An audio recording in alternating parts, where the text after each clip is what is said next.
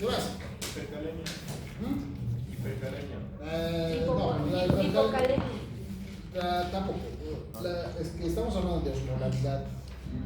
Estamos hablando de algo que viene en vaso. ¿Qué más? ¿Cómo más podría llenarse el vaso? Algo que tenemos nosotros, que vivimos en 2600 metros. La presión. Aumento de los eritrocitos. Eso se debe a su movimiento. La eritrocitosis o poliglobulia, antes se llamaba poliglobulia. Ahora no, si dicen eso les van a ver como a viejitos de 70 años. ¿Ya? En vez de enseñar un docente de 90 años, ¿no? Se le denomina eritrocitosis.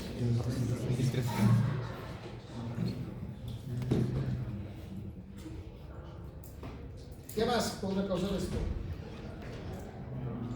Coagulopatías, por ejemplo.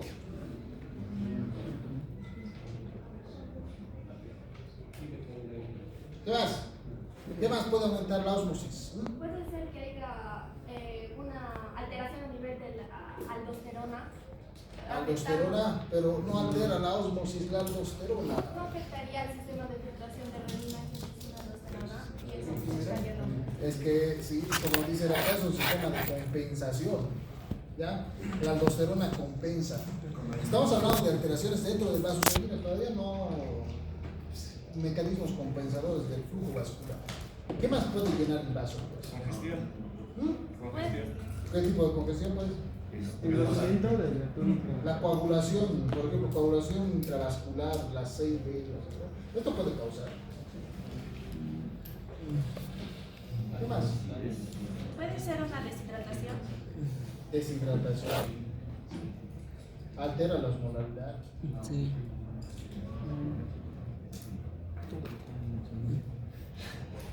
¿Qué más?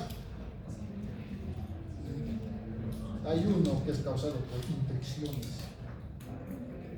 La sepsis y la bacteriemia.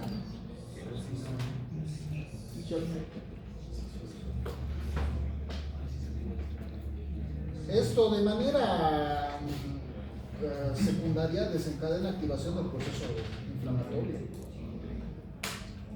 Una inflamación sistémica. Entonces, habitualmente la proliferación de células inflamatorias, más agentes de fase aguda, más procesos vasculares que se activan, alteran la hiperosmolaridad vascular, alteran la osmolaridad vascular, ¿no es cierto? Entonces, básicamente estamos hablando de que todos estos trastornos que hemos indicado, lo que van a producir es hiperosmolaridad vascular, ¿cierto? A la mayor cantidad de hiperosmolaridad, mientras más concentración tenemos en el medio interno, más vamos a encontrar esto, ¿no es cierto? Una anormalidad en el flujo laminar. Aquí está el vaso sanguíneo. Y voy a dibujar acá lo que sucede. Gradientes de presión. La presión osmolar se encuentra diseminada. El único regulador que teníamos aquí en el centro, el HDL, estaba aquí. Ahora el paciente está hiperglicémico, tiene una coagulopatía, tiene hiperglicemia, tiene hipercolesterolemia, tiene diabetes. Todos los pacientes tienen absolutamente todo eso. Aparte vive en la altura, tiene nitrocitosis.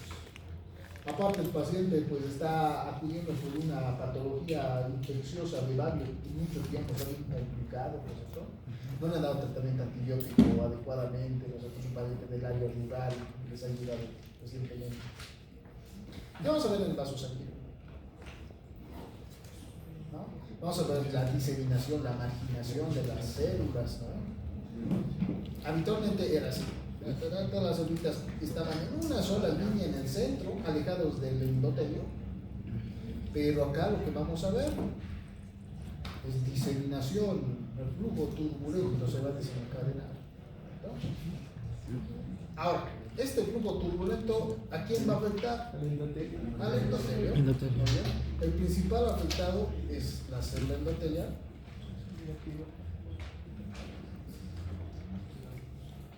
Aquí se va a desencadenar un proceso de fricción, de roce constante, ¿cierto? Entonces las células que se encuentran en la superficie cerca del margen endotelial van a empezar a lesionar al tejido endotelial. Mecanismo de respuesta del endotelio entonces se va a presentar. Principal mecanismo de la respuesta endotelial va a ser el proceso de vasoconstricción. ¿Fue el oxímetro? No, El óxido nítrico es vasodilatario. ¿Ya? Endotelina. La endotelina, exacto. Lo que va a desencadenar esto es bien chistoso, si me queremos de respuesta, ¿no? Se va a cerrar el vaso sanguíneo. ¿Qué promueve esto? Más presión, más presión. ¿No? Éstasis vascular. ¿No? La éstasis vascular, ¿a quién va a afectar? A todo lo que se encuentra por detrás del gradiente arterial, ¿no es cierto? Lo cual va a producir que aumente la resistencia vascular periférica. Aumenta la resistencia vascular periférica por estas abnormalidades que va a producir aumento del inotropismo cardíaco. El aumento del inotropismo y el cronotropismo cardíaco, ¿qué va a aumentar? Aumenta la presión arterial. ¿No? Al aumentar la presión arterial, ¿en dónde tiene efecto? Pues en el corazón. En el corazón. Todo por una normalidad vascular, ¿ven? Por otro lado, el hecho de que exista aquí éstasis, como me he mencionado muy bien, el hecho de que exista éstasis, ¿qué va a desencadenar? Por un lado, todo lo que se encuentre por delante va a sufrir hipoxia. No, está llegando poco, está el vaso cerrado, menos cantidad de sangre llega, mucha presión se está desencadenando por la osmolaridad y por el fenómeno vasomotor desde cuando epitelial, nosotros mecanismos de respuesta frente a la lesión. La hipoxia que va a desencadenar, isquemia, y finalmente, cuando muere un tejido por causa isquémica, ¿cómo se va? Infartos. Esto es muerte celular por isquemia. ¿Muy bien? No solamente sucede en el corazón del infarto, pero el infarto también hepático, renal, pieza. Cuando hablamos de infarto, es la causa, ¿cuál es? Muerte celular por isquemia. ¿Sí? En el tema de la hipoxia, ¿a partir de qué saturación se podría tomar como peligroso para ser? Depende del órgano, depende del tejido. Hay algunos tejidos que reaccionan adecuadamente frente a la hipoxia. Hemos visto el hígado, por ejemplo, ¿verdad? La esteatosis hepática se desencadena como un mecanismo compensador frente a la hipoxia tisular producida por poco flujo de oxígeno al parénquima hepático. Puede estar mucho tiempo. Ahora, en el corazón es lo más riesgoso, ¿no es cierto? En el corazón tenemos células que todo el tiempo requieren de utilización de oxígeno para activar el ciclo de la fosforilación oxidativa mitocondrial. Todo el tiempo tienen que gastar energía. Si no gastan energía un instante, pues mueren. No, hay quienes 10 minutos. ¿No? A nivel cerebral, las neuronas pueden vivir con reserva funcional de oxígeno 30 minutos. A nivel muscular, sin reserva funcional de oxígeno o una condición hipóxica puede aguantar unas 2 horas. El hígado es el que más aguanta, ¿sí? Doctor, esta sí no produciría también viscosidad, lo que puede generar un dependiendo del flujo. Correcto. La hiperosmolaridad, como bien nos dice, va a producir aumento de la viscosidad sanguínea.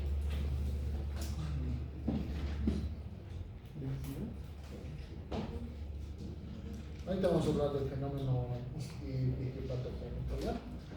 Aquí, cuando está por delante, no va a olvidar.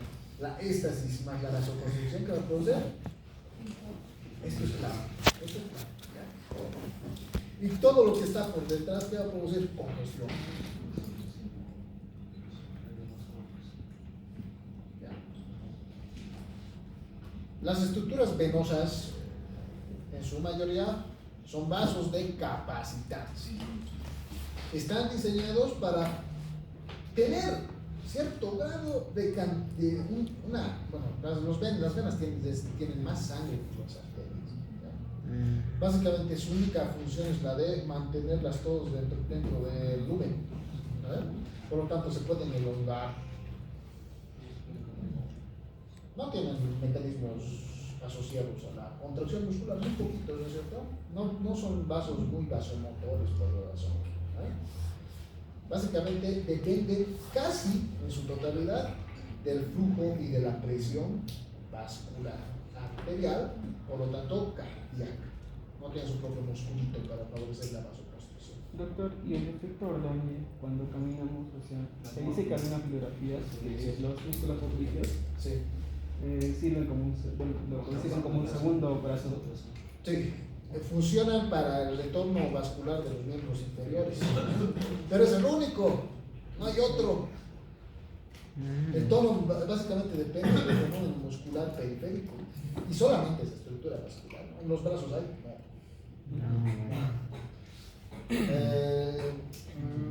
Ya, hasta acá está todo claro. Ahora preguntita. Doctor, disculpe, ¿puede repetir esa parte de la éxtasis más la vasoconstricción que formaría? Ya. Nuevamente, la lesión vascular va a desencadenar un fenómeno vasomotor siempre. Han visto el anterior semestre cuando han visto trastornos hemodinámicos. Hay un tema que se llama trastornos hemodinámicos frente a la lesión endotelial que hacen vasos sanguíneos. Se cierra. ¿Para qué se cierra? Para producir éxtasis. ¿Y para qué desencadena la éxtasis a nivel fisiológico? Para promover la marginación de los componentes que van a coagular en la cascada de coagulación. Entonces ahí se produce la marginación. La lesión básicamente va a tener ya contacto con las plaquetas, con los trombocitos, se va a olvidar el factor de Von Willebrand, que es un factor protector para los trombocitos, se va a olvidar la glucoproteína 1B, la glucoproteína 1B va a favorecer la unión por medio de la glucoproteína 3B2A de la trombina, ¿no es cierto? Y se van a asociar los trombocitos alrededor del tapón hemostático primero, es la función. Acá, pues nuestro organismo no tiene forma de poder reconocer, la célula no es una célula inteligente, no tiene cerebro, no puede discernir, caramba, esto es por aumento de los progresos, por diabetes, entonces no reaccionarlo así. Reacciona igual para todos los fenómenos que desencadenan lesión endotelial, independientemente de la causa. Si el problema es hiperosmolaridad, el vaso sanguíneo se encuentra completamente congestivo, entonces las células tienen la capacidad de tener contacto con el endotelio, empiezan a romperlo, a rasparlo, ¿no? Es como cuando ustedes pasan por el micro, ¿no es cierto? Un micro lleno, ustedes están yendo parados. Si hay más gente que quiere ir hacia su zona, por ejemplo, les va a empezar a chocar por detrás, ¿no? Eso sucede en el endotelio. Es molesto, ¿no ve? En algunos casos algunos son bien torpes, los empujan.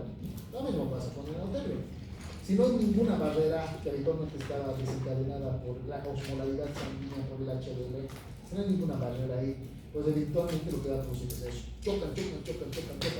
El exceso de choque hace que la célula endotelial se lesione, se rompa, sufra necrosis. Y la célula endotelial, ante cualquier lesión, ya les he dicho, ¿qué hace? Vasomotor, el fenómeno vasomotor, vasoconstricción. Se cierra. Porque la han lesionado, entonces alguien tiene que reparar. El problema es que esto exacerba el cuadro. Si aquí tenemos mucha presión, más la vasoconstricción, más presión tenemos, más lesión endotelial, una lesión endotelial constante diaria. ¿Tiene fenómenos que coadyuvan en la respuesta para la reconstrucción? Sí, pero en algún punto la célula ya no da abasto.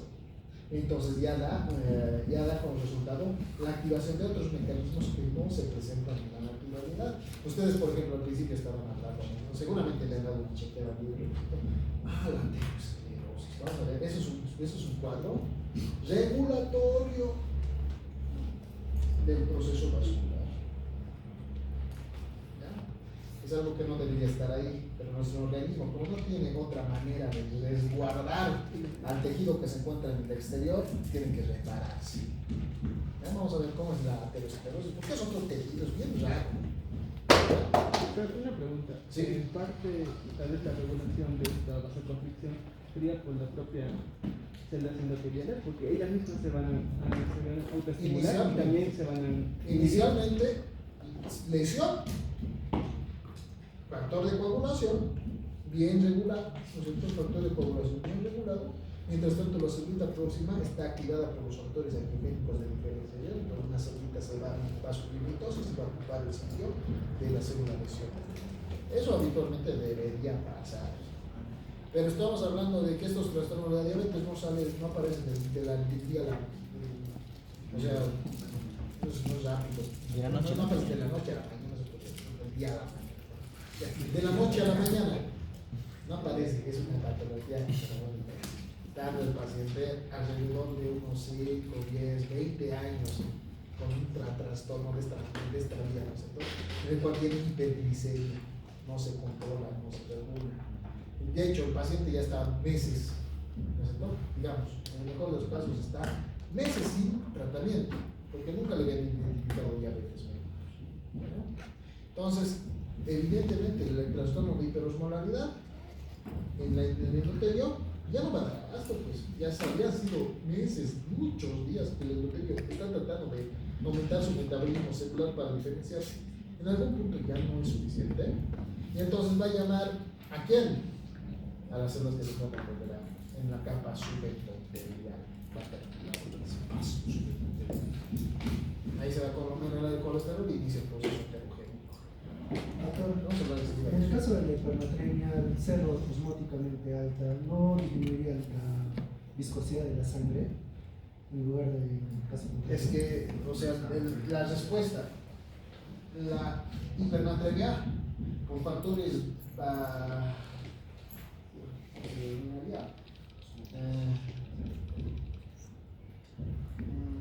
ver, la hipernatremia gira quimiorreceptores intravasculares.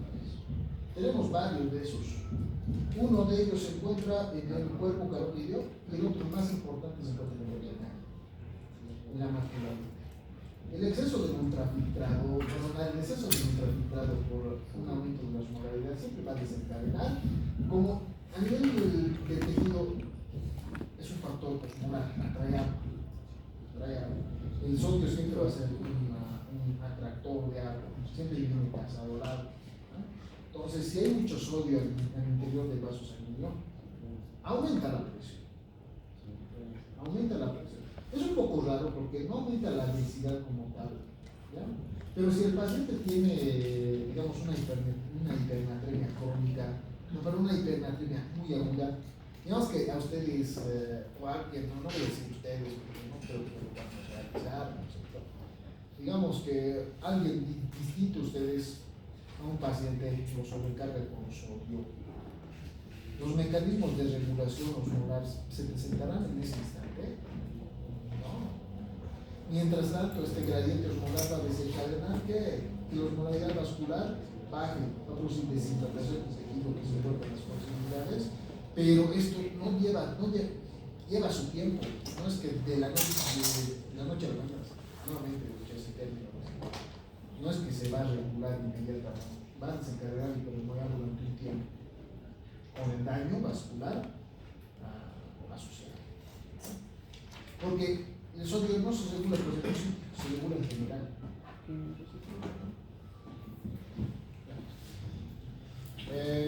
¿Alguna preguntita más antes de avanzar? ¿Sí? Doctor, ¿y cuando las arterias están ectásicos? ¿Cómo? Ectásicos. ¿Las qué? ¿Qué están ectásicos? Las arterias como tal. O sea, neoformaciones vasculares. O sea, eso es otro trastorno. Ya las alteraciones vasculares asociadas a neoformación, habitualmente las arterias están bien desorganizadas en su conformación. Habitualmente son estructuras que sufren algo que no sucede en las arterias previamente conformadas, ¿no? Son aneurismáticas, se rompen. Mientras que estas que están formadas, en las que estamos hablando, es una arteria regular, ¿ya? Una arteria cualquiera regular, una arteriola o una arteria regular. Estos tienen mecanismos que van a impedir el proceso del aneurisma inicialmente. Los mecanismos de coagulación, por ejemplo, ¿no? Los mecanismos de vasoconstricción, los mecanismos asociados a ese tejido colectivo de reparación. Mientras que, digamos, en un angioma, en un tumor, habitualmente son sangrantes por eso están desorganizados. Tienen solamente capas endoteliales sin capa muscular desarrollada, entonces tienden a romperse porque no tienen mucha, su pared vascular se puede poco desarrollar. Pero vamos a ver qué es eso. El sistema nervioso, vamos a revisar bastante estos cuadros. ¿Alguna pregunta adicional? Antes de que podamos continuar. Ya. Puntos que quiero que recuerden de esto que hemos hablado previamente. El primer puntito que quiero que recuerden es que la hiperosmolaridad se encuentra asociada hacia respuesta vascular. Hay respuesta. Primer puntito. A ver, ¿cómo te coloco?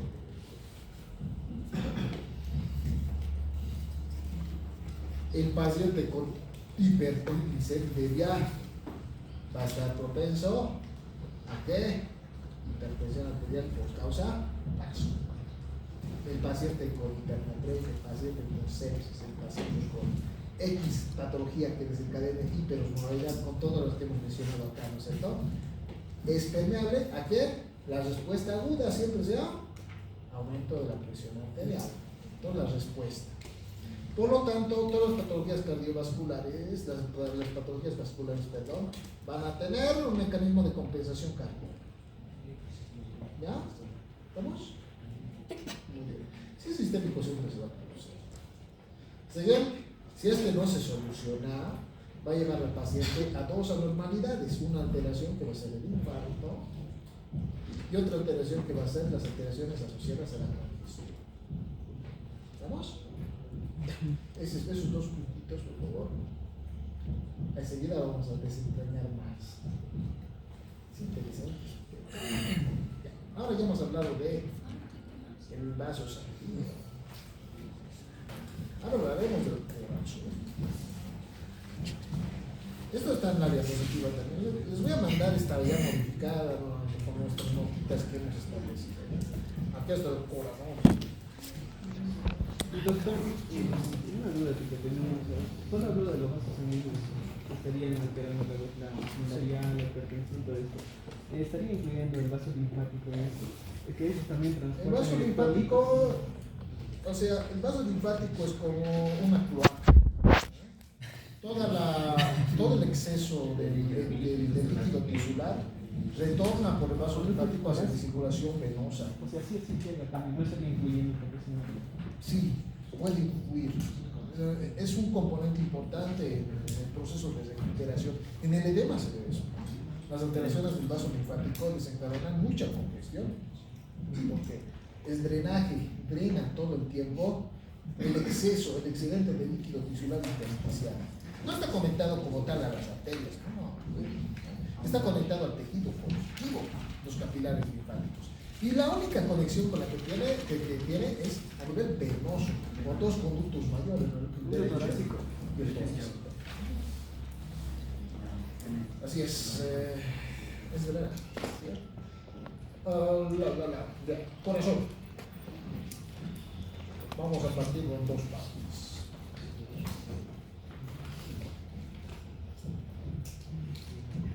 Muy bien.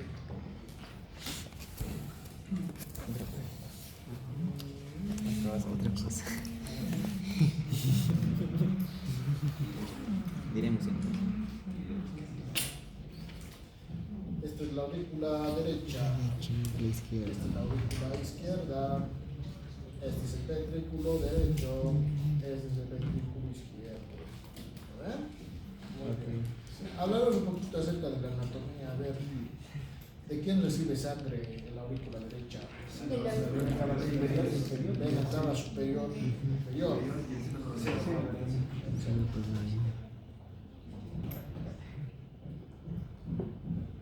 Inferior. Superior. Y el seno coronario es chiquitito, ¿no?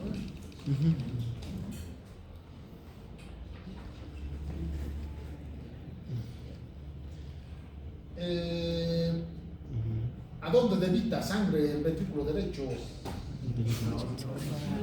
Ventrículo derecho, ¿dónde? A la arteria pulmonar. ¿Ah?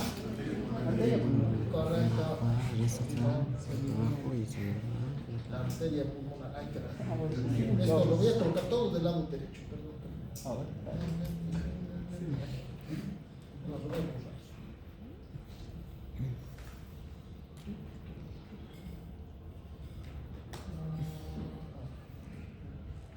Entonces ya sabemos que va hacia arriba, pero aquí lo voy a colocar con fines didácticos, dirigiéndose acá. Entonces esto se dirige hacia la arteria pulmonar.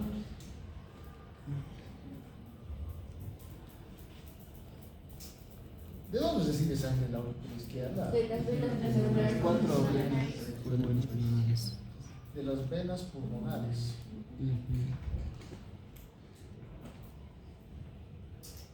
¿Y a dónde dirige la sangre?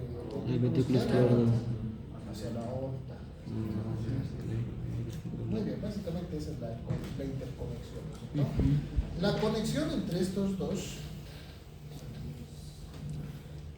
entre el ventrículo y la aurícula, va a ser a nivel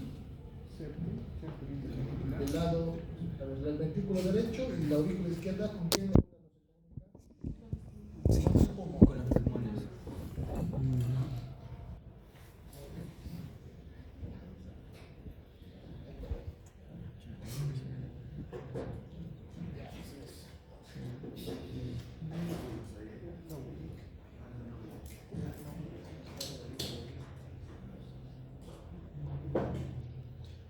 Pulmones.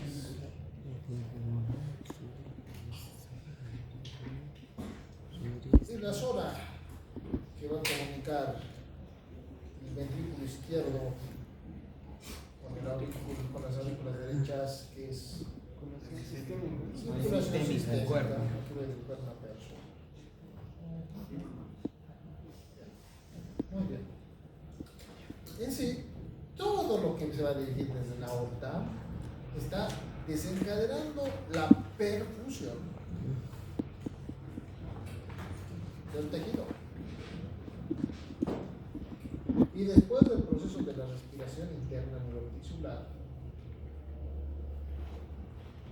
esto se produce un intercambio, ¿no es cierto? Esta sangre oxigenada, aquí tiene que ver mucho el oxígeno, hay mucho oxígeno que está distribuyéndose y retorna dióxido de carbono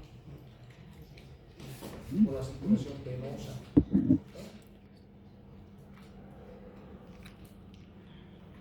Mientras que a nivel pulmonar, todo lo que se va a dirigir hacia los pulmones desde el ventrículo izquierdo, pero desde el ventrículo derecho, desde las arterias pulmonares, tenemos aquí dióxido de carbono, ¿no ven? ¿Ya? Y aquí va a sufrir un cambio que se denomina el proceso de autosis, el proceso de la respiración externa, ¿no? Esta es respiración interna y vertical, aquí la respiración externa. Y se va a desencadenar el intercambio de oxígeno. ¿No? Muy bien. Correcto, ¿está aquí todo claro? Ahora, ¿qué va a suceder? Porque aquí se produce la mayor parte de las anormalidades en estas estructuras vasculares que son ramificaciones de la aorta, que es la principal comunicadora acá. Aquí este vaso sanguíneo se encontraba así previamente, ¿no? Pero por trastornos que hemos visto previamente, ahora está así, está disminuida de tamaño y gran cantidad de osmolaridad.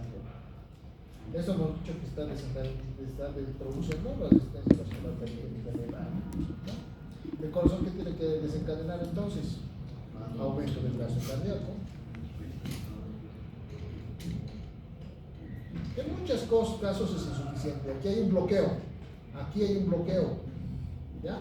Hay un bloqueo. Para que las células en la respiración interna, estas todo el tiempo están requiriendo oxígeno, entonces piden oxígeno. Esto activa vías del sistema nervioso simpático como la liberación de adrenalina, que estimula el aumento del gasto cardíaco. La adrenalina aumenta, las catecolaminas aumentan el gasto cardíaco. El gasto cardíaco está desencadenado por dos factores, ¿no es cierto? Por el aumento de la frecuencia y el aumento del volumen eyectado, volumen de eyección.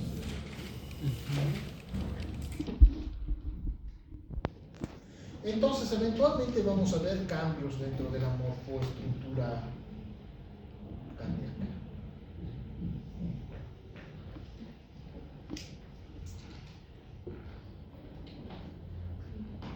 Que van a ser precedidos, ¿no es cierto?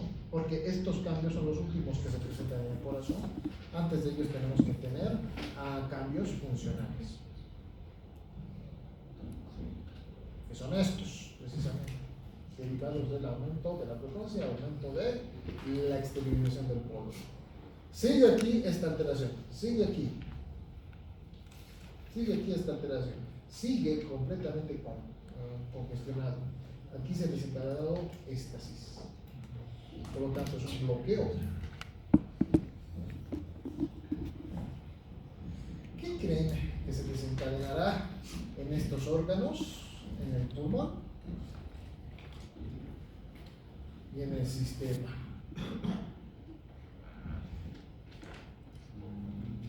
A ver si el bloqueo está acá. Aquí se está llenando, se está saturando. Como se satura aquí, a ver, sean observadores. Como se satura aquí, ¿quién es el primer órgano que sufre? Corazón, ventrículo izquierdo. ¿Ah? Muy bien. El corazón lo sufre. Muy bien. Por eso cambia su estructura. Después, el segundo en sufrir. Audífono izquierdo. Los pulmones. Bien. Los pulmones son los primeros en sufrir. ¿Ya? El aumento de la congestión por un aumento de la presión a nivel distributivo queda desencadenar en los pulmones, congestión pulmonar.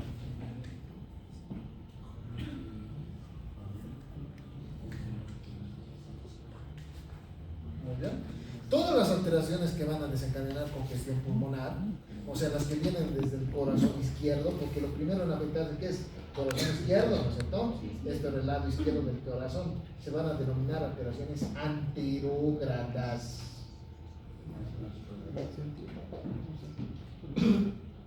Muy bien. Y ahora, con otro colorcito, ya se ha afectado el pobre pulmón. Ya está afectado, ya está desencadenando ya clínica. El retorno, ¿dónde se va a ir? Ah, caramba. ¿Quién es el tercer afectado? Ya hemos dicho. Primero era el corazón izquierdo, después pulmones. ¿No es cierto? Pulmones, aquí está. Corazón izquierdo primero, después pulmones, después Corazón derecho. corazón derecho. Aquí también vamos a tener alteraciones funcionales y alteraciones morfológicas, ¿ya? Todo esto se satura, va hacia la aurícula derecha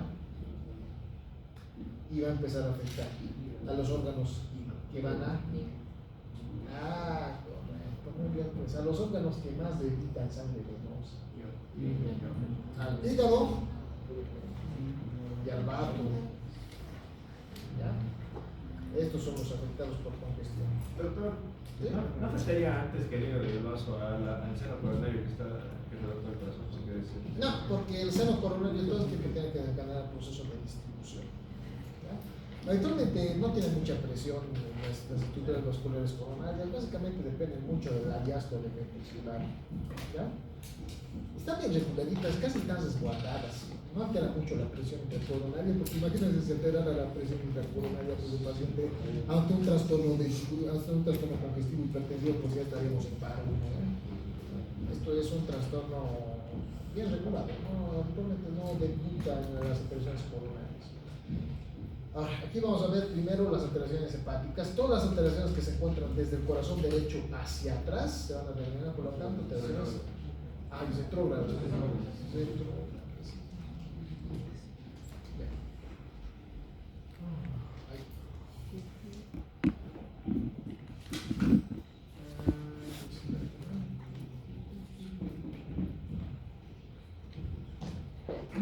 Van a ser alteraciones de causa.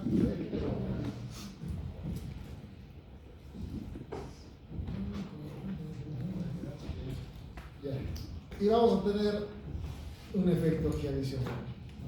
Todas las estructuras celulares que se encuentren por fuera del bloqueo que van a sufrir lo que hemos visto previamente. Hipoxia, isquemia, Infarto. es lo que está buscando el corazón que no llegue a pasar, pues por eso aumenta su frecuencia. Aumenta su frecuencia para potenciar el bloqueo. El bloqueo, pero no es una tranca, ¿no? El bloqueo es toda la sangre está hiper tensa. Más fuerza tiene que llevar el corazón. Preguntas desde acá.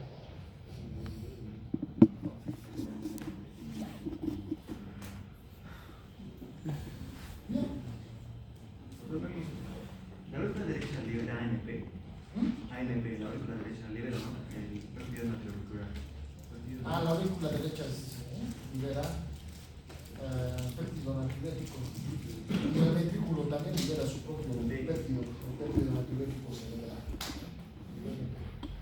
Estos son factores que coadyuvan en el proceso de la contracción cardíaca, son inotrópicos positivos.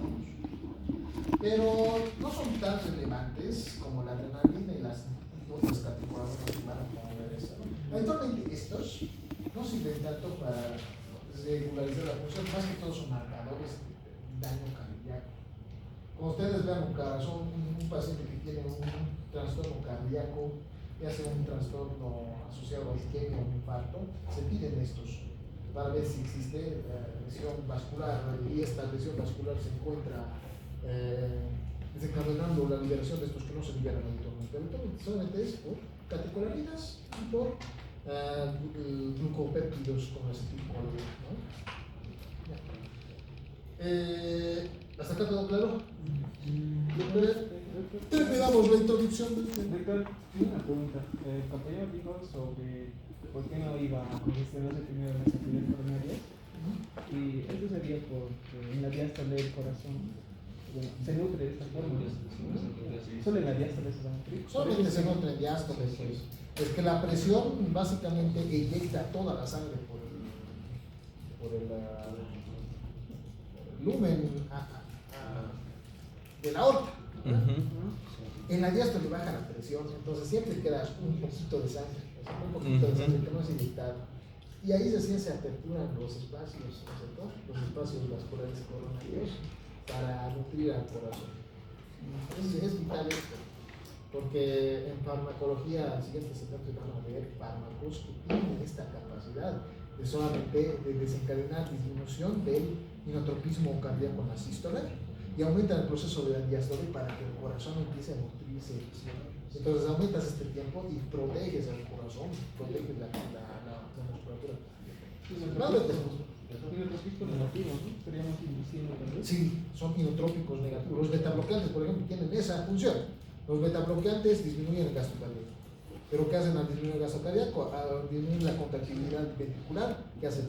Aumentan el tiempo de la diástole. Entonces, al aumentar la diástole, pues el corazón ya no sufre tanto el efecto de la hipoxia tisular. Estás dando un tiempito más para que se alimente de su sistema. Dárame pues eso.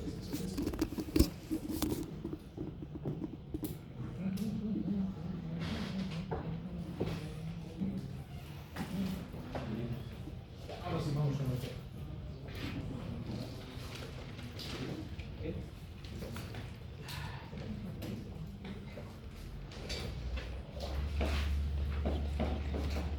Por fin, Este es el cuadrito complicado que les he hecho. porque sí, literal. Todas las situaciones que van a venir asociadas a la síndrome de Down, hemos visto que habitualmente estos dos factores asociados desencadenan un cuadro clínico: obesidad, resistencia a la insulina. La obesidad, la primera que hemos visto, resistencia a la insulina, hemos visto la segunda clase. La resistencia a la insulina, por ejemplo, se producía en la diabetes mellitus de tipo 1. No, 2. En la 1, ¿qué era? ¿Pero qué hay? ¿Hay aumento de la insulina? No. Todo el paciente depende de tratamiento con insulina. Muy bien. Ahora, la resistencia a la insulina y la obesidad que van a desencadenar, resistencia a la insulina quiere decir más glucosa, más cantidad de detrito intravascular, más cantidad de detrito intravascular va a producir disfunción arterial. Mucha osmolaridad sanguínea, ya hemos quedado, produce ruptura del endotelio. El endotelio roto va a tener dos cualidades. Una, se rompe, se produce un tapón vasoconstrictor por el fenómeno de resguardo del vaso sanguíneo, se cierra, ¿no? Aumenta la presión arterial. El tejido sigue pidiendo, diciendo: corazón, por favor, ayuda, necesito oxígeno. ¿No? Empieza comunicar ahí, empieza a mandar señales para el sistema nervioso central, el cual empieza a liberar una cantidad de catecolaminas. Las catecolaminas que hacen en el corazón aumentan el entropismo, aumentan la frecuencia cardíaca. El corazón hace caso. Pero el problema con esto, ¿qué es? Exacerba el cuadro, pues si ya teníamos un factor vaso que aumenta la presión arterial por el estrés vascular, tenemos otro factor cardíaco más desencadena esto. Resultado, el paciente desarrolla hipertensión arterial. Ahora, si esto no se soluciona, ¿qué va a producir? El vaso sanguíneo va a tomar medidas, ¿no? En algún punto ya llega hasta la coronilla, a la pobre cervita endoteliana. Ya no me puedo diferenciar tantas veces, caramba, me han pasado 20 años. Entonces, tengo que en cierta medida resguardar el proceso metabólico de la diferenciación. Hay otros más económicos, el proceso de la reparación. Ya no sabemos eso, dice el endotelio.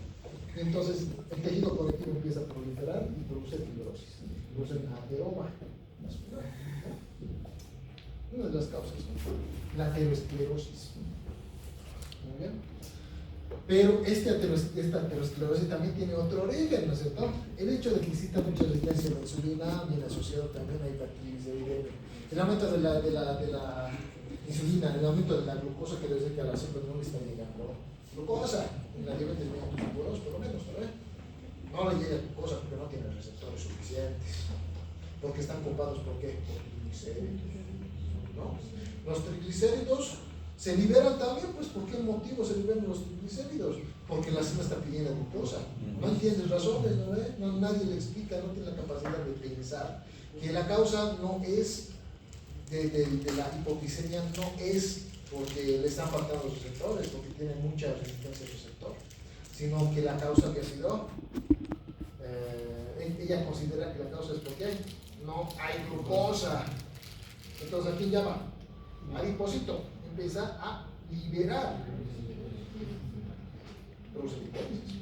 La lipólisis hace que aumente las concentraciones de glucógeno, ya está muy bien. Aumenta las concentraciones de ácidos grasos, aumenta la liberación de cetonas. En el tejido adiposo, en el tejido muscular, ¿qué hace? El glucógeno muscular se libera muy bien, pero también libera cetonas, lo cual promueve el proceso de la citosis, que se descompensa. Y las cetonas también. ¿Ya? Entonces ya tenemos más ácidos grasos libres producidos, ¿no? Los ácidos grasos libres del adipósito empiezan a liberarse, lo cual va a desencadenar un perfil lipídico heterogénico, pero no es la principal causa. La principal causa de la heterogenia y el factor lipídico es el paciente que no cambia pues de hábitos. El paciente ya tiene diagnosticado diabetes, no hace caso, sigue consumiendo un montón de grasas, un montón de azúcar, ¿no es cierto? Entonces lo cual va a aunar más, va a aumentar el perfil heterogénico. Ahora, la heterogenia, una vez que el vaso sanguíneo se ha dado por vencido, ¿no? ya no quiere regenerarse, ahora quiere repararse, va a desencadenar que toda la grasa que se encontraba en la superficie cerca del humano empiece a conglomerarse en la capa subendotelial. Resultado, tenemos ateroma. Y después, como se fibrosa por la reparación del vaso sanguíneo, ateroesclerosis. Ese es el ciclo evolutivo de la aterosclerosis. Ya, el aterosclerosis es un trastorno de toda la pared. ¿Ya? Muy bien. Excelente. Ya tenemos aquí la aterosclerosis. Por el otro lado, la hiperinsulinemia, pues intolerancia a los glucósidos, y todos los fenómenos que van a determinar eso, ¿no? Lo cual tiene la asociación, o sea, la elevación del perfil aterogénico, como ya hemos hablado previamente, la aterosclerosis, porque todavía persiste, ¿no es cierto?, la hiperglicemia. Sigue la lesión vascular y por lo tanto el paciente que va a sufrir, si las arterias están cerradas en el corazón, en el cerebro o en el riñón, el paciente se va a morir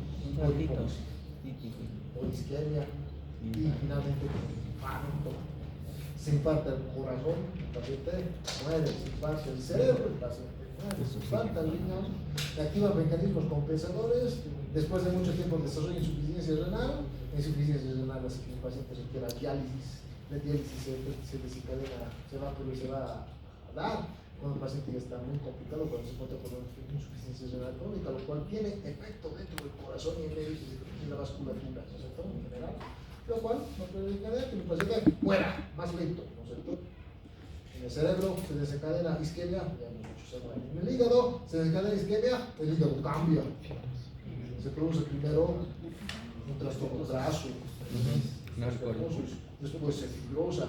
Se fibrosa, ya no tiene la capacidad de desencadenar proteínas, de metabolizar, el paciente se complica su crisis hepática, se muere el hígado. Así es.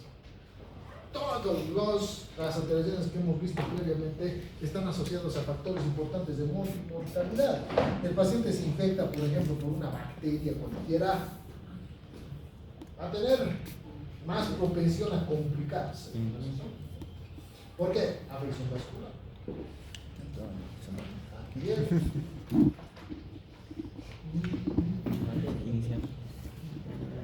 Doctora, lo que no entendí es ¿a qué va a cambiar el vaso sanguíneo en la aterosclerosis? O sea, ahorita vamos a ver después. Escucha, es alto de aterosclerosis.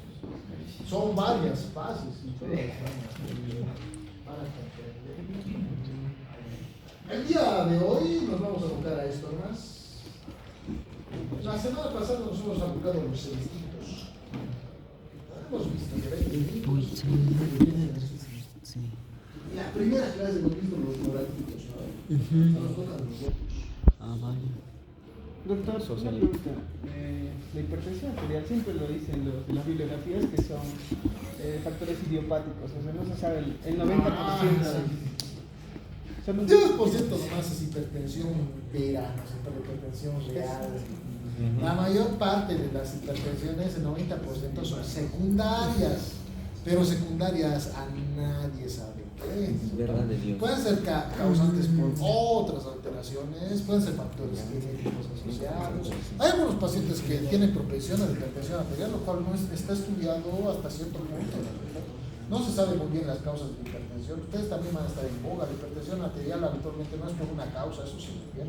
Cuando es esencial, cuando es hipertensión esencial, se sabe la causa, se puede tratar. Es la única patología que se puede dar manejo. Pero no. Habitualmente la hipertensión es multietiológica. En este relatito que hemos hablado previamente, hemos identificado la causa vascular, la causa luminal, la causa cardíaca.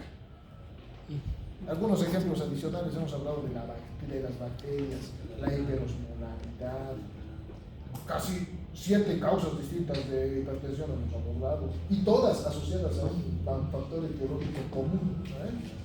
En algunos casos, todos se presentan a la vez, en algunos casos secuencial, uno igual al otro, otro igual al otro, otro igual al otro. Por eso no se trata a la hipertensión arterial, a la etiología, porque no hay cómo. ¿No ven? La hipertensión se trata solamente a la sintomatología. Mientras se solucionan los problemas de base que son multicausales. Ahora, lo primero que vamos a abordar es el corazón. Por lo tanto, tenemos que desentrañar esa palabrita que se encuentra en el título. Vamos a hablar de la cardiopatía. ¿Qué es cardiopatía? Una afección del corazón. Una enfermedad asociada al corazón. ¿Cuántas partes tiene el corazón? A ver, a nivel histológico, ¿cuántas capas? 3. A ver, entonces.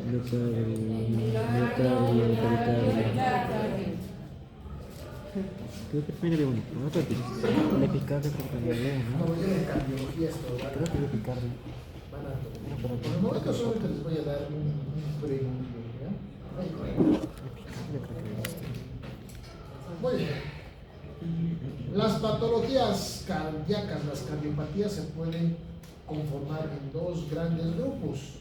Las cardiologías, que son asociadas a alteraciones morfológicas,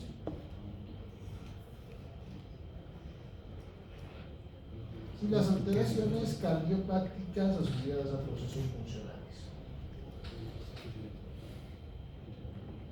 A pesar de que es un órgano bien chiquito, este órgano es, ya diría así, es el segundo más importante que tenemos en el sistema, solamente precedido por el sistema nervioso central. Las cardiopatías, por ejemplo, asociadas a esto, ¿no? Las morfológicas son por anormalidades en su estructura. Ya sea un corazón que tiene, no sé, tiene una complicación interventricular, interauricular, tiene la presencia de alteraciones en el proceso de taquicardia, dextrocardia, alteraciones en las cuales vamos a ver, por ejemplo, alteraciones del desarrollo ventricular, también ventrículos pequeños, aurículas más grandes.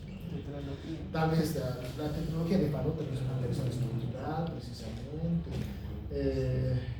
Etcétera, etcétera, etcétera. Y las funcionales que eventualmente son adquiridas. Ahora les decía esto, ¿no? Las funcionales, las más que todo se van a clasificar de acuerdo a las zonas del corazón que se encuentran afectadas. Entonces tenemos aquí el endocardio, tenemos el miocardio y tenemos el pericardio. ¿Y el epicardio? Las alteraciones endocárdicas son, es muy raro ver una patología intrínseca endocárdica porque está bien regulado y el tejido ya está especializado para recibir alta presión, ¿no?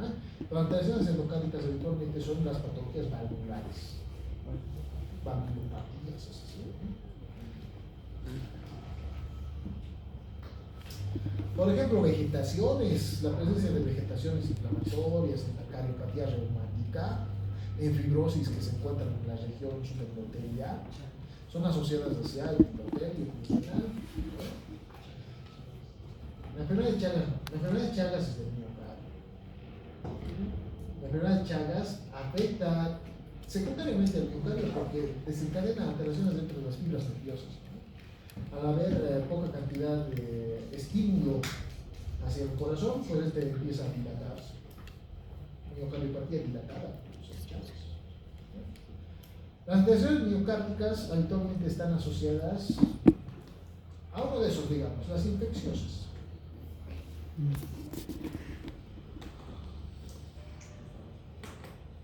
Y un grupo importantísimo hacia las isquémicas.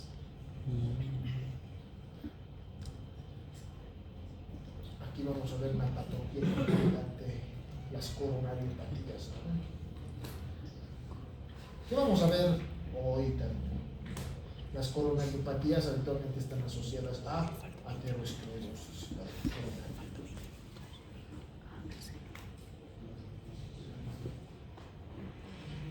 Y las pericárdicas habitualmente son asociadas a derrames, hemorragias,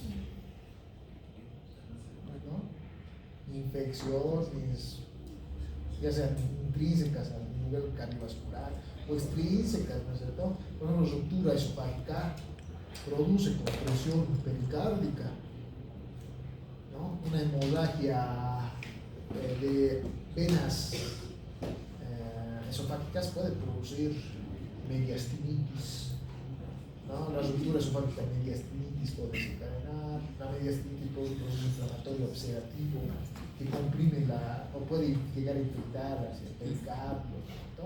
Entonces es producido más que todo por alteraciones de la presión externa e interna, alteraciones asociadas a presión, ¿ya? Las alteraciones de las valvulopatías, por ejemplo, son por procesos cicatrizales. Y las patologías asociadas al miocardio siempre van a ser asociadas hacia la perfusión.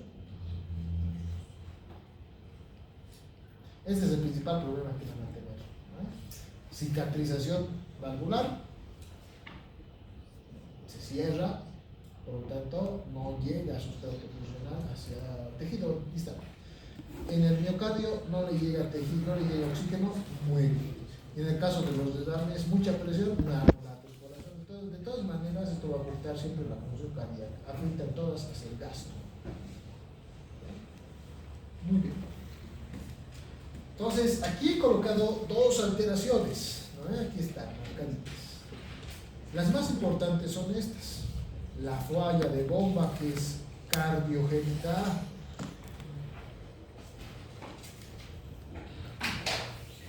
o sea, originada en ¿dónde? el corazón. Y las obstrucciones del flujo, que habitualmente, ¿qué serán? Vasculoenteritis.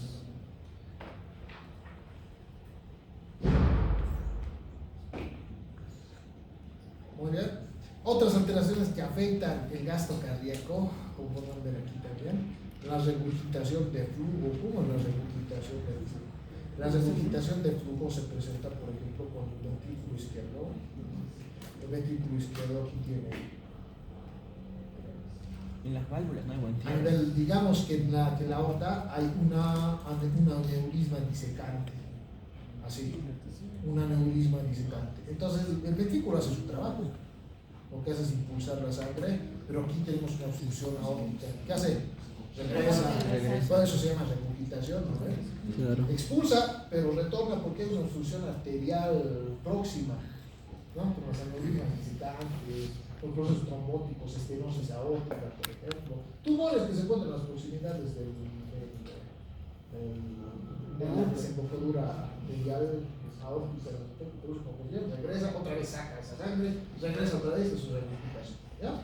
La tierra del gasto cardíaco se evidentemente, ¿no? Muy bien. Cortocircuito de flujo. ¿Qué será cortocircuito? Cuando dos ramas, cuando dos sangres se encuentran. Digamos, aquí tenemos, a ver, aquí el ejemplito más claro es un aneurisma disecante de aorta. Aneurisma disecante, ¿no? Disecante. Que produce ¿qué? Regurgitación.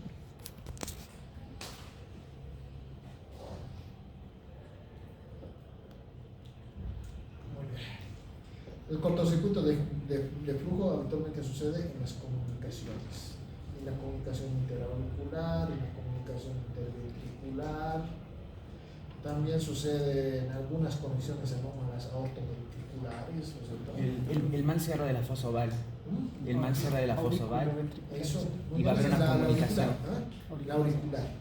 Habitualmente también suceden fistulizaciones, por ejemplo, fístulas aórtico-ventriculares, fístulas aórtico-auriculares, pulmonares, etc.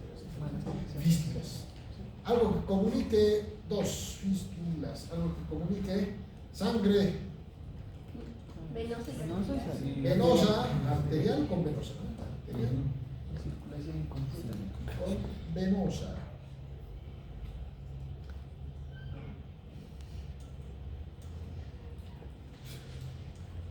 Eso es el cortocircuito. ¿Afectará el gasto cardíaco? Evidentemente también afecta el gasto cardíaco, pero más que todo la función del corazón es llevar la sangre, ya sea venosa o arterial, hacia el sitio donde tiene que llegar.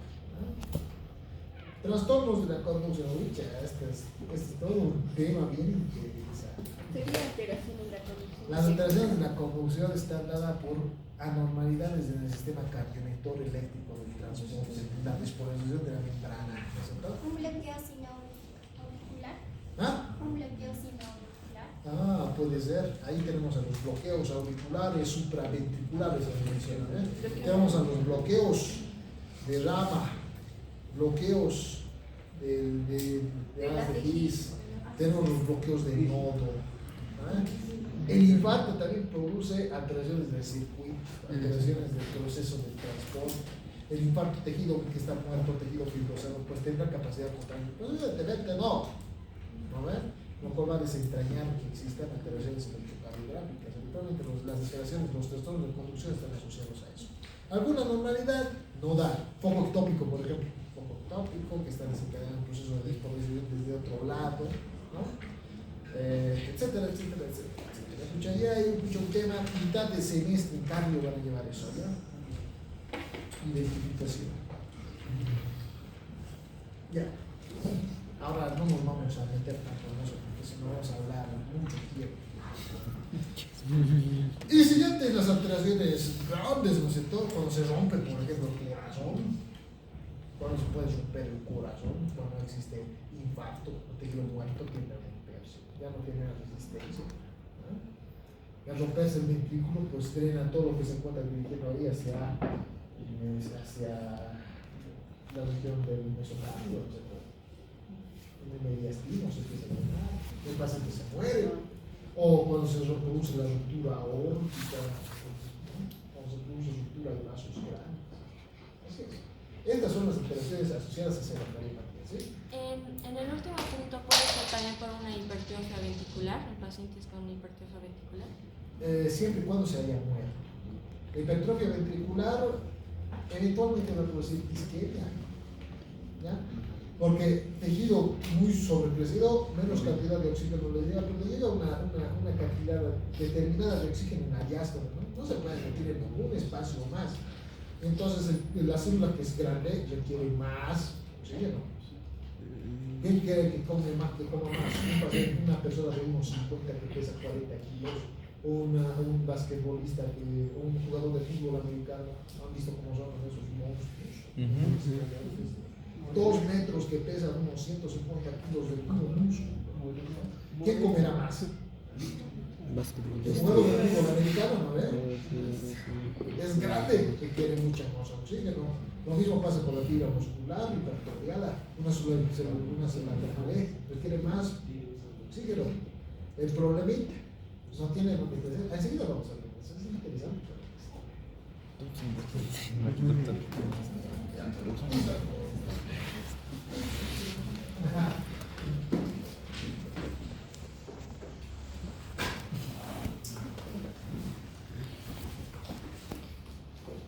Hemos dicho que vamos a partir la patología cardíaca.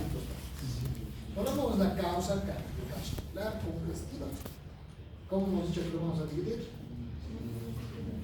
La que afecta al lado izquierdo y la que afecta al lado derecho. La que afecta al lado izquierdo está compuesta por anormalidades que van a surgir en la resistencia muscular periférica. Mucha presión estamos teniendo acá porque hay mucha osmolaridad. Aumenta la resistencia muscular periférica. ¿El corazón qué va a hacer en consecuencia? Aumenta la fuerza de contracción, o sea, el inotropismo. Y aumenta la frecuencia, o sea, el cronotropismo. ¿Sabes los superpoderes del corazón? Vanotropismo, Lesitropismo. Cronotropismo. Hay uno más. Lucitropismo. Los dos principales son tenemos capacidades de relajarse, vanotropismo, capacidad de excitarse, uno solo, de funcionar como uno solo, y tromotropismo. ¿Nos faltó uno más? ¿Cuál es el el automatismo cardíaco? Son 5 más 1 el automatismo cardíaco. Ahora, oye, hay que afectar frecuencia y contractilidad. Empieza a latir más fuerte, ¿no? Por lo tanto, la disfunción donde sucede en diástole o en sístole. Sístole. Sucede en sístole. La disfunción sistólica va a desencadenar que en el tejido que no está evitando oxígeno va a sufrir hipoxia. Y en todo lo que se encuentra detrás del proceso de la obstrucción va a desencadenar congestión e hipertensión. Muy bien, correcto.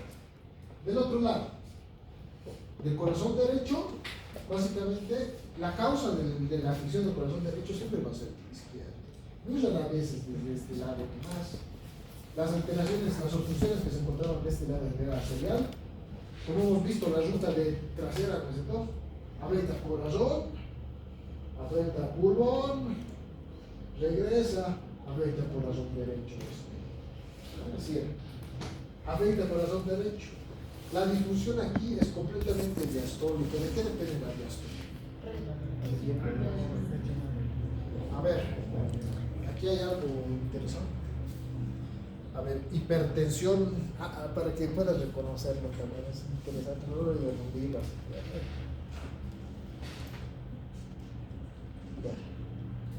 Paciente con hipertensión arterial. ¿Cuánto es el parámetro para contabilizar hipertensión arterial? 140. Ya, mi paciente se encuentra con Una hipertensión arterial con aumento de la presión sistólica de 160, pero la diastólica se encuentra en 70. ¿Dónde está la causa? Ventricular. Esto les va a volar la cabeza, no se van a olvidar. Cuando solamente es sistólica, es arterial. ¿Ya? Es porque mi paciente tiene síndrome metabólico, hipertriglicéridos, diabetes, pero el corazón todavía no está haciendo nada. Cuando la alteración es sistólica y diastólica, diástoles del corazón. Cuando ven 160, 100, digamos, su presión arterial. Eso quiere decir que el problema estaba a nivel sistémico, pero el corazón también ya está empezando a activar sus factores inotrópicos. Habitualmente son de este tipo, son mixtas. El corazón no puede estar sin hacer nada, ¿no? Tiene que reaccionar.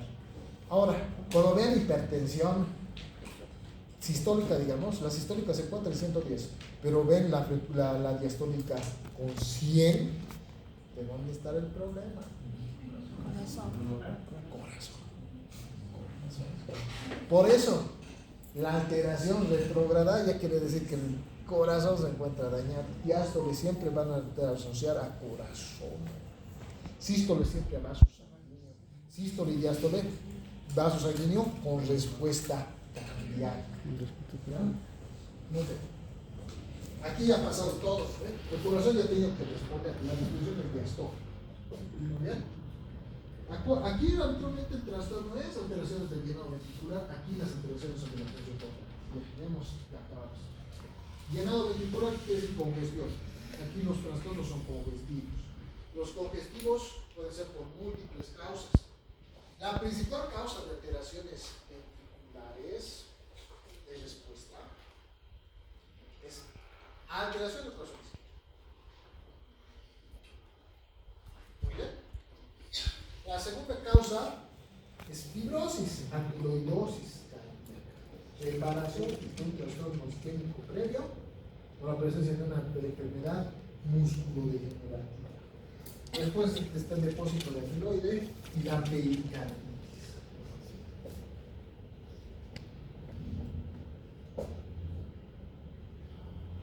¿Se entendió? ¿Quién lo entendió? A ver. Se vale, se puede entendido todo. Voy a ver otra forma de explicar.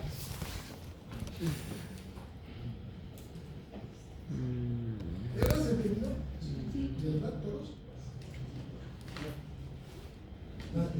Muy bien. Súper. Se ha ganado su punto. Por punto va a decir, no entiendo. Punto por decir no sé, hay.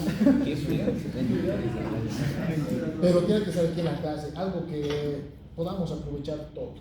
¿Ya? Muy bien. ¿Cuál es el estimulador de activar la función contráctil cardíaca? A ver, vamos a partir del curso en dos. ¿Ya? La parte de adelante es corazón izquierdo, la parte de atrás es corazón derecho. ¿Ya? Hasta la tercera fila son el corazón izquierdo. Somos de izquierda, somos rojos. En mi propio tejido, cumpliendo las funciones que tenía que cumplir. ¿Ya? Los más cercanos a mí, evidentemente, son el corazón izquierdo, todos los que están adelante. ¿Ya? Ahora, yo digamos que estoy cubierto, caramba, ya no tengo cómo tener oxígeno. ¿Quién va a acudir a mi ayuda? ¿Corazón izquierdo o corazón derecho? Izquierdo. Izquierdo. Yo pido ayuda.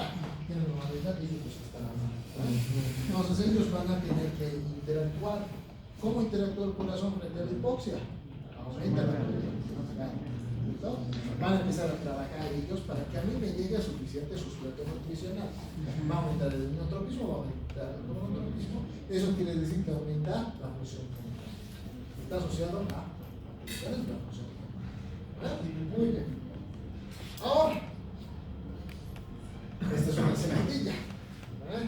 Yo sigo necesitando oxígeno. Ellos están trabajando todo lo que dan. Y después, ¿a quién van a hacer trabajar? Los detrás. Todo esto se congestiona.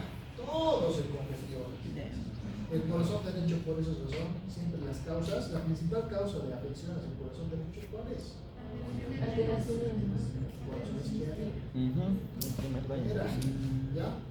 Después, el resto de las alteraciones son por falta de comunicación. Si aquí coloco un muro entre los dos, ¿se va a poder comunicar? La neurosis. Finalmente, si ustedes se quedan aquí hacinados en un espacio bien circunscrito, van a poder latir, digamos, van a poder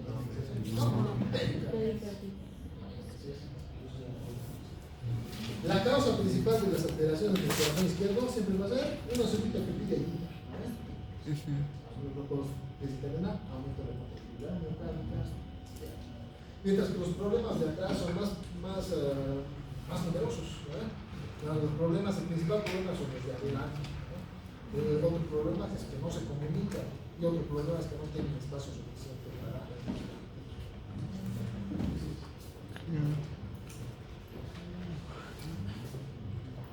Ahora, la clínica que se va a ver en estos dos también es especial. Ya lo tenemos. Y es hora acá. ¿Me van a avisar? Sí, no me voy a. Sí, pero no tienen hambre, no tienen hambre.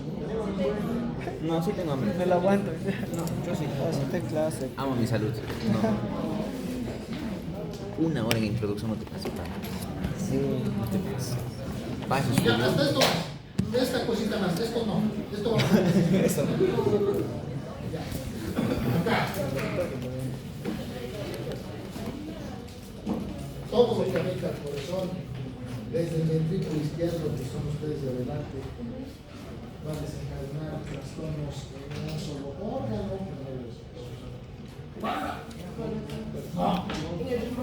No. Uno. La patología anterógrada del corazón izquierdo, pulmonar. La patología retrógrada del corazón derecho, derecho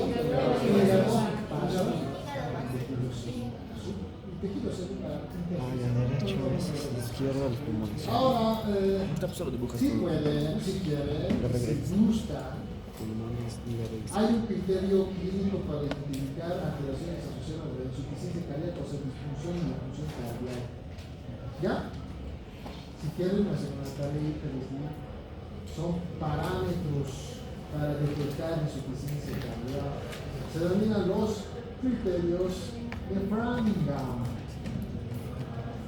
Así se escribe Framingham.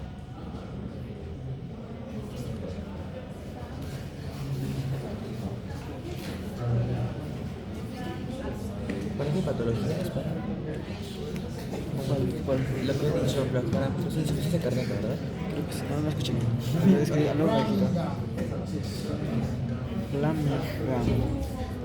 Bellingham, pero. A ver, para la siguiente clase, nos van a hacer en su hojita, en una de sus hojitas de tablas, ¿ya? De abajo. Vamos a ver el criterio adicional, ¿ya? Son criterios mayores y criterios menores. O sea, son los que vamos a analizar. La siguiente clase lo que vamos a hacer es discernir a cuál de los lados corresponde cada uno de los hallazgos.